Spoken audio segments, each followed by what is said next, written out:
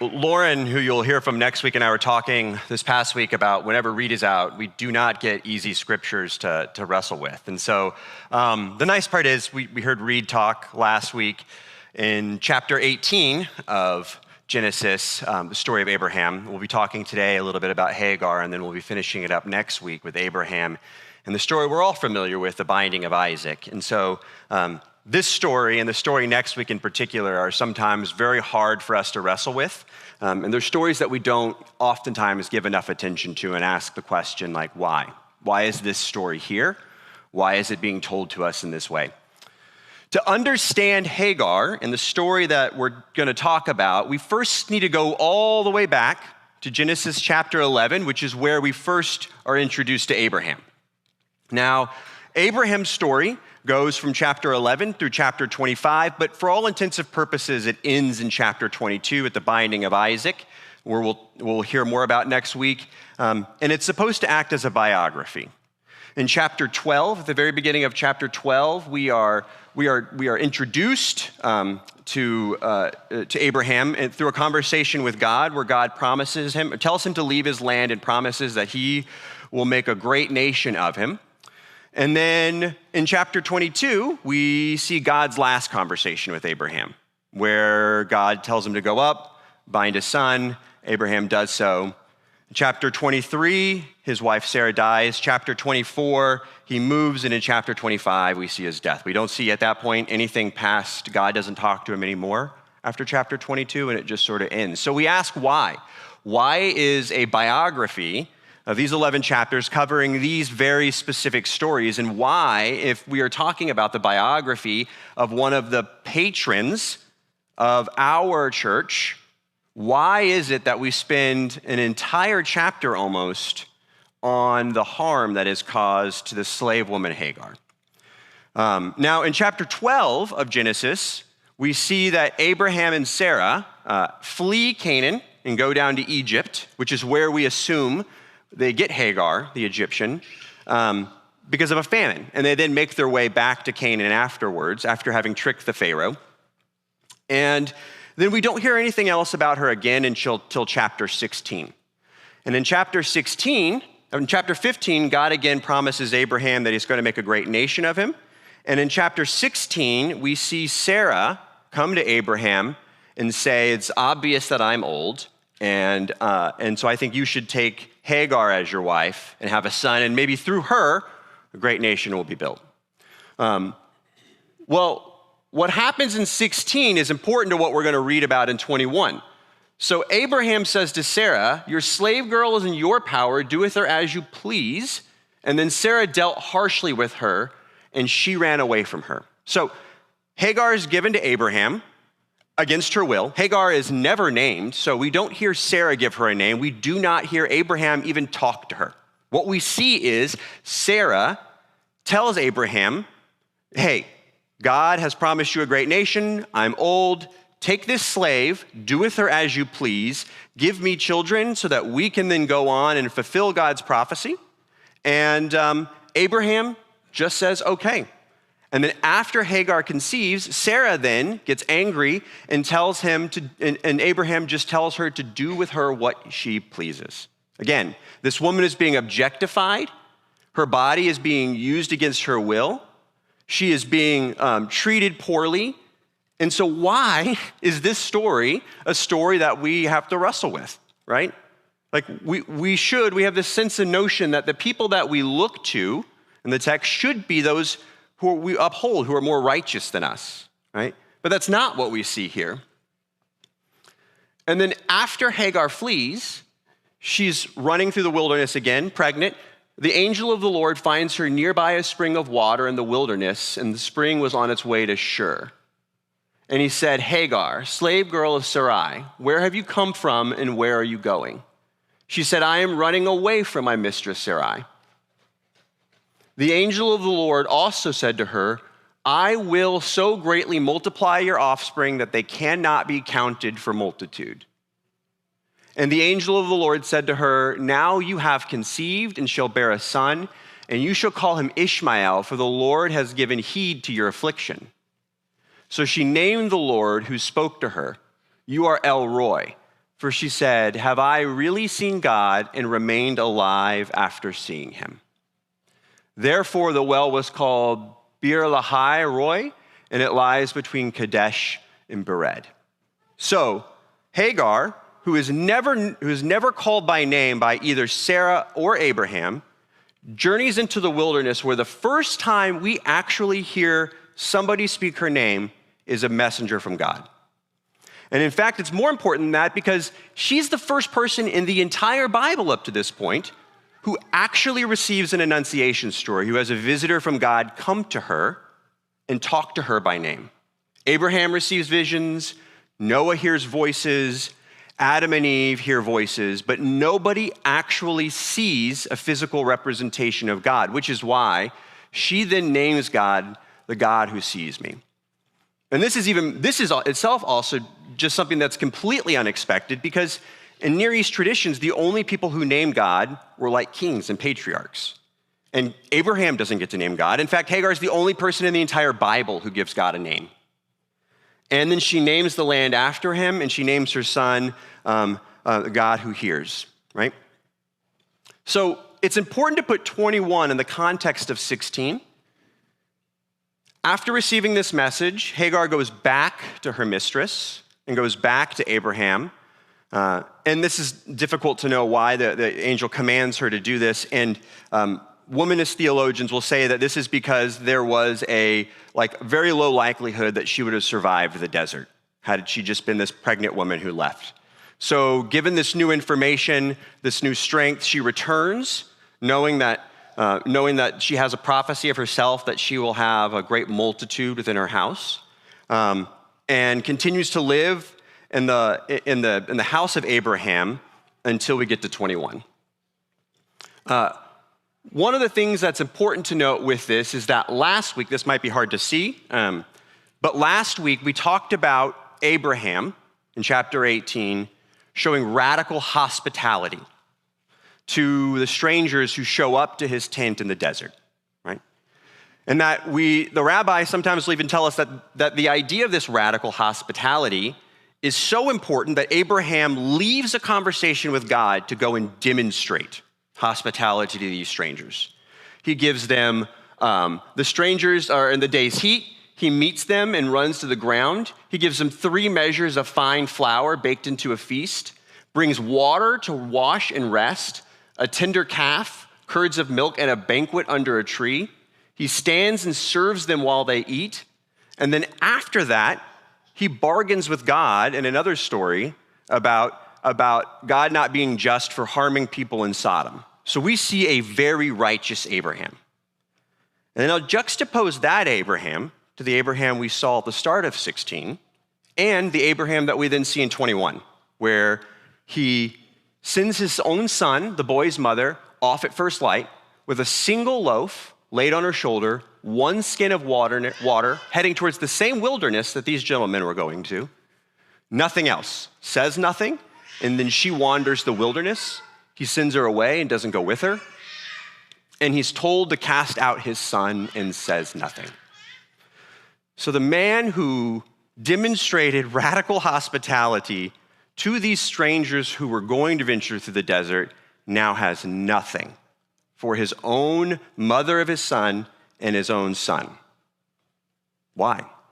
Why is this story, again, something that has to be told? Why would the Israelites, in a story about their founder, tell us a story about some of the horrible ways he acted? What's the point? Well, I think there's 2 main points to this that we'll spend more time getting into. One is because we know that God actually has a heart for the least, the last, and the lost above everything. One of the things that you may not have seen in any of the passages we read in 21 or 16, anywhere does God actually condone the acts of violence committed to Hagar. They happen. They're done by humans who make mistakes and do bad things. And God then takes the situation and makes something of it, right? And second, we tell this story Well, this is the Paran Desert, so this is the land that she would have wandered into in the wilderness. As an example of how harsh this kind of environment was, it was a desert, and no one would have been expected to live on just like a day's wineskin, one skin of water. So we know that Abraham probably sent her off not assuming that she would live at all. After he had been told that God was going to bless her with a multitude as well, and that Ishmael would have descendants that would count amongst the stars, he essentially just sends them off to die. So the second reason I think we tell this story is because the main story that we're told in the Old Testament about the Jews is the story of the Exodus, right? Everything is sort of retold through this lens. That you be kind to the stranger, the widow, and the orphan, for you yourself were once slaves in Egypt. Right? Everything is read through that light. This map up here, which is a little difficult to see, is a map you can see of what the Exodus story looks like, leaving from Egypt, kind of up here, down through Mount Sinai, up through the land, the wilds of Paran, up through Bir Lahai Roi, up into Jerusalem and Jericho. In this story, we get a reverse narrative in every situation.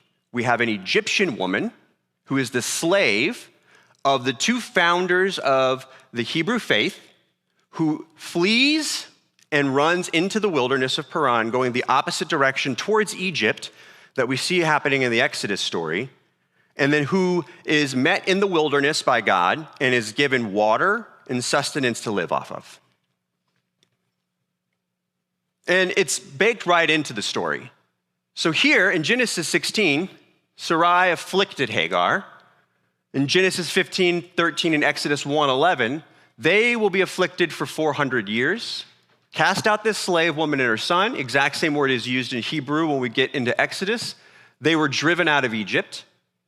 He found her in the wilderness. They went out into the wilderness, sent off with bread and a skin of water, bread from heaven and water from a rock. You are the God who sees me, she names God. I have surely seen my people's affliction. Comes up multiple times using the same language in Exodus. The Lord has heard your affliction. God heard their groaning. The Lord took note of his covenant with Sarah about her having a multitude. God remembered his covenant in Exodus, and then the idea of making a great nation. So, if this is the case, if we do see a narrative that's the reverse of the Exodus that we all have come to know, why? Why do we put that in there? Why would we have to have this kind of reverse narrative? Well, Rabbi Jonathan Sachs points out that nowhere is the singularity of the biblical ethics more evident than in its treatment in the issues that has proved to be the most difficult in the history of human interaction, namely the problem of the stranger, the one who is not like us. As the rabbis noted, the Hebrew Bible is in one verse commands you shall love your neighbor as yourself, but no fewer than 36 places commands us to love the stranger. God cares about the stranger, and so must we. And we see this all over the place, right? And if you add in references to widows and orphans in distress, we get about 50 references, 50 commands in the entirety of the Torah. And we get one, the one that we say daily about loving our neighbor. And actually, we get more commands about loving or caring kindly to the stranger, the widow, and the orphan than we do anything else in the Hebrew Bible. It's of that highest level of importance to God.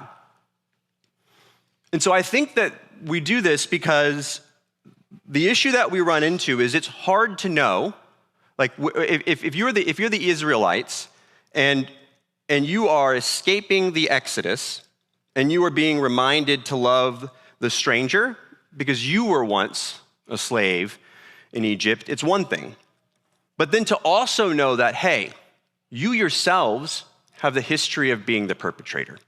Like, you are not only commanded to love someone, the stranger in your land, because you were a stranger, but you're commanded to do so because in your exact history, you have expressed the same kind of violence that others have played out on you. Right? You have harmed those amongst you, and without remembering both of those facts in parallel, it's going to be much more difficult for us to be able to think about why the system needs to change. Right? That God is a God of all strangers, God is a God of all widows, and that God is the God of all orphans in distress.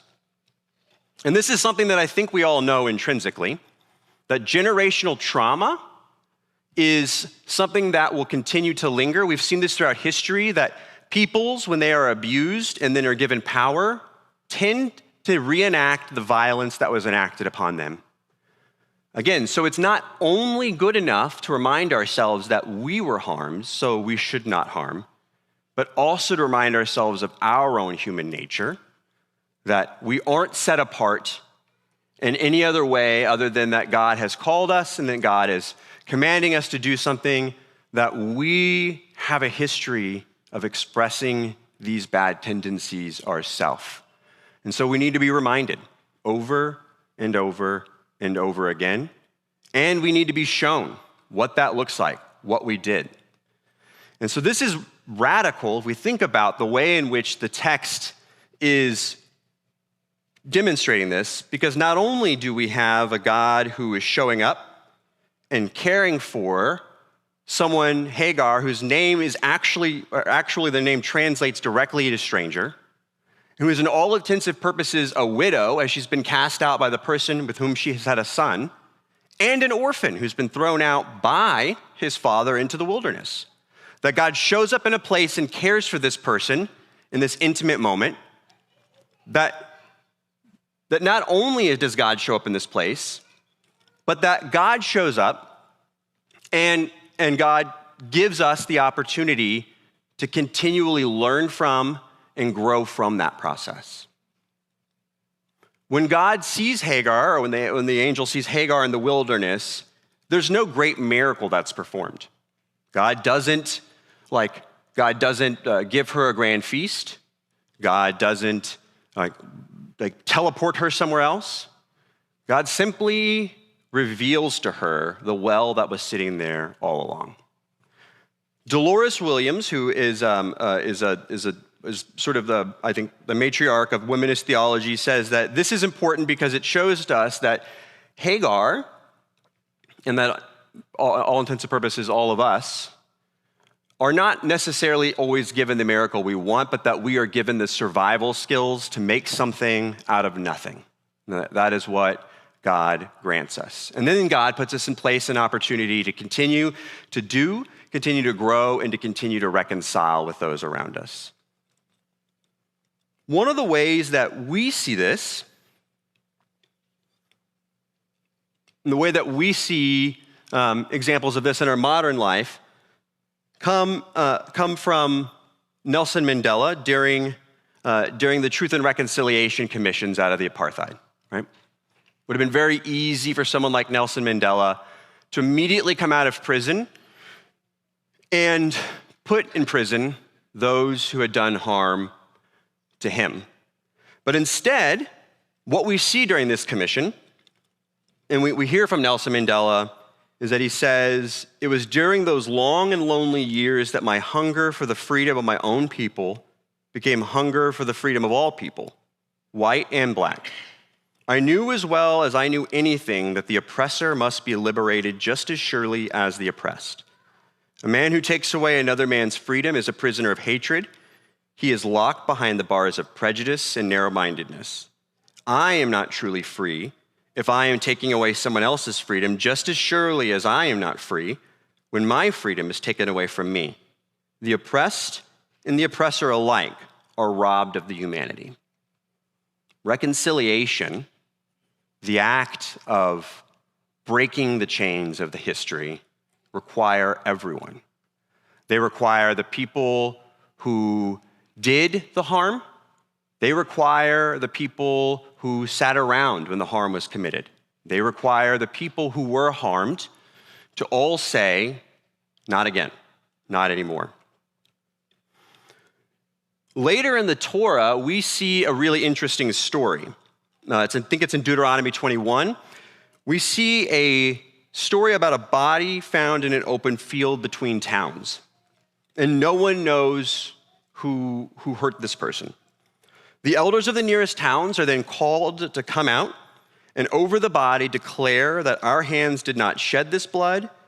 And this is the point of this is that even though they did not kill him, they still have to answer to him because he died within the reach of their gate. The rabbis ask the obvious question, did anyone really suspect the elders of this town of murder? No. What they are made to confess is that they let him pass through unfed, unaccompanied, and unseen. Responsibility for the stranger is a communal act, and it does not wait until someone is proven guilty. It's simply ours because he fell near us. The act of reconciliation is a communal act. It's simply ours because we're part of the story that carries it forward. I want to share one more story with you. This is a gentleman named Günther Dimming. He is an artist who in 1992 went about for the first time taking these stones that you see here. I think I have another picture of them close up. Yep, these stones right here. And he was born in 1947, so after World War II. He's a German. He took these metal placards and he started writing out the names of where Jews who had died had last lived or last stood that we knew of, and started inscribing them one at a time through hammer, and then would place them in stones all over the place.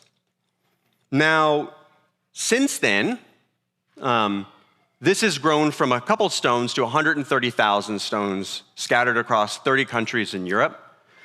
And the people who do the primary research for where people in their town and that recover the stories are school children who go about in high school doing research on these people, their lives, who they were, where they lived.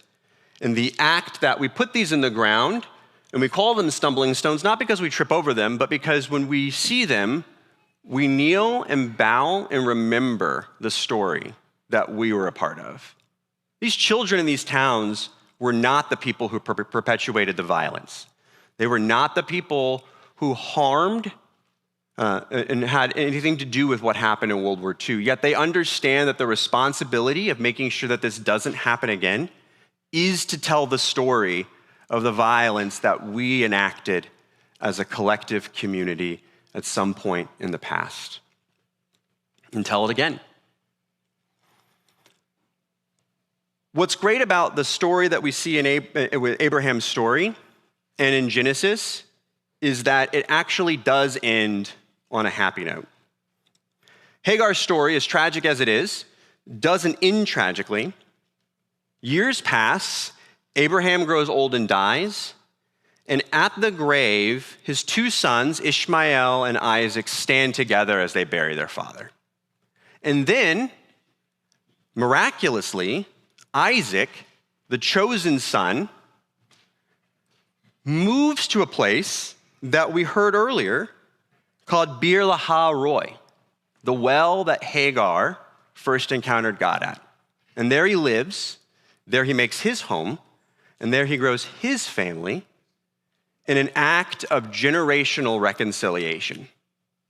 Abraham's dead, Sarah's dead, and Hagar's gone. But Isaac and Ishmael go on remembering, and they go on in the attempt to make amends and to grow back together. And so I think that is our challenge as a community, right? Where do we see these things play out in our daily lives? Where have I, myself, suffered in some way, a grievance, that I then want to put on somebody else, right?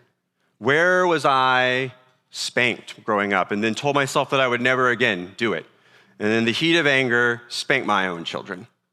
Where was I asked to perform long hours at work and unthankful jobs? And rather than making a change, I then did it to somebody else who came after me.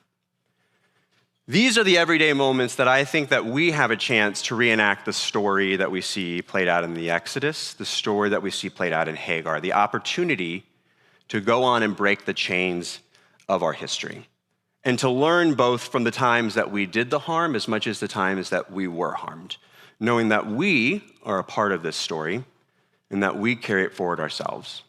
Amen.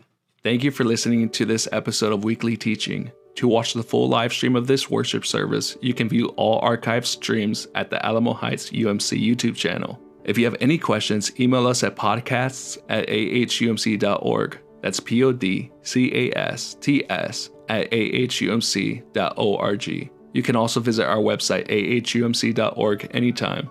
Any related links are also in this episode's show notes. Again, thank you so much for being a listener. We truly appreciate your time.